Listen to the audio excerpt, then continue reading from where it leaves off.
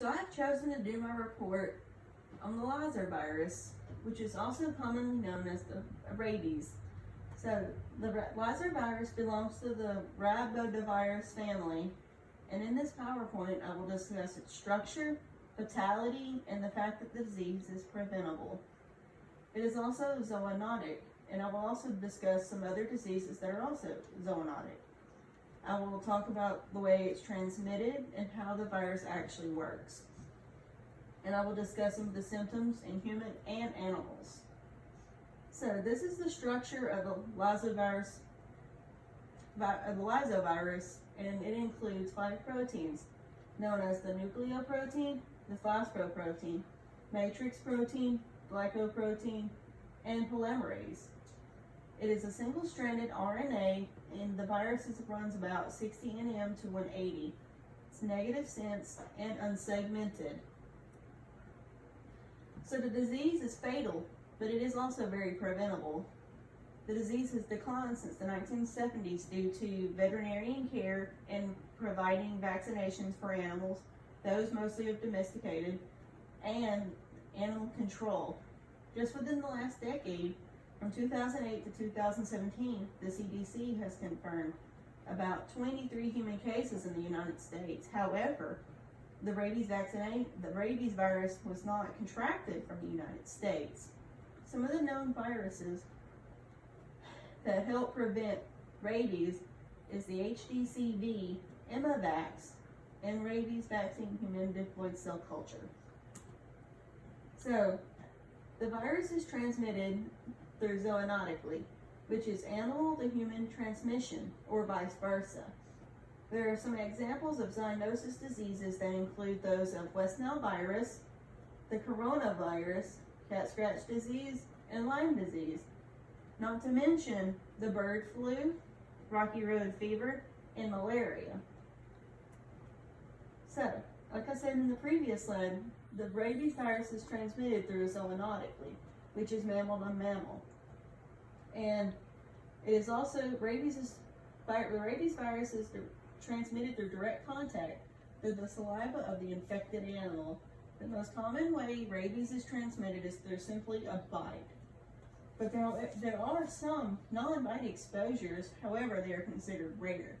Those include scratches, abrasions, or even saliva entering the nose, eyes, and mouth of another mammal.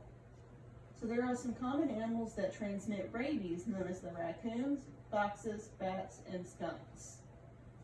However, not to mention, some animals that also transmit rabies are rodents, but they are very rare. So the virus simply works when an infected animal bites a human or another mammal, and it's entered and replicated at the infection site.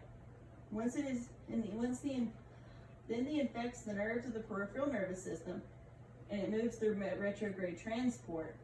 Then the virus eventually replicates in the dorsal root ganglion and makes its way up to the spinal cord, eventually infecting the brain. Once the brain is infected, it travels from the brain by the nerves to infect other organs known as the kidneys, liver, and even the salivary glands. So this is a more complex chart that I have came up with on the internet that kind of shows how rabies is transmitted. And it starts off with a rabbit bite, and then from there, the viral replication in the muscle. And then it goes to where the virus basically kind of binds the neuromuscular junctions, and then it travels through the peripheral, and then it replicates in the motor neurons in the spinal cord, infects the brain, and makes its way to other organs.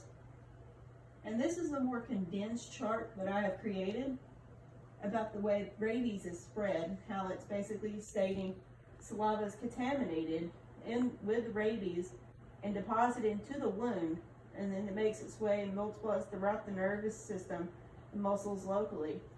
It spreads along the peripheral nerves and finds its way to the CNS, which is known as the central nervous system, which contains the spinal cord and the brain. So, some common symptoms of rabies include like incubation period from the time of the bitten attack of the rabid animal to the exposure of the bite. Most So if you were to be bitten by the hand instead of the foot, then the infection would go faster because the hand is more proximal to the brain and the foot is distal. It also depends on what type of virus you have attracted. And in human rabies, when the human is infected with rabies, some of the symptoms start off basically like flu-like symptoms: weakness, irritation, fatigue, fever, and irritation at the bite site with like itchiness, maybe burning, stinging, or even redness. So then the disease, as the disease progresses, it becomes to acute symptoms or neurological symptoms such as cerebral dysfunction, anxiety, confusion, and agitation. This eventually leads to becoming delirious, having hallucinations, being hydrophobic, because eventually the disease basically controls where you get so thirsty but you can't get enough water, and then it makes you have a fear of water. It also creates abnormal behavior and insomnia. The acute symptoms usually end in about 2 to 10 days.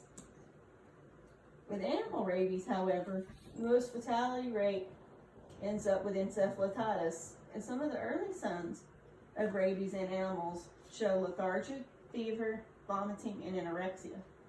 Neurological signs of animals bitten or infected with rabies are similar to those of humans, such as cerebral dysfunction, difficulty breathing and swallowing, abnormal behavior and aggression.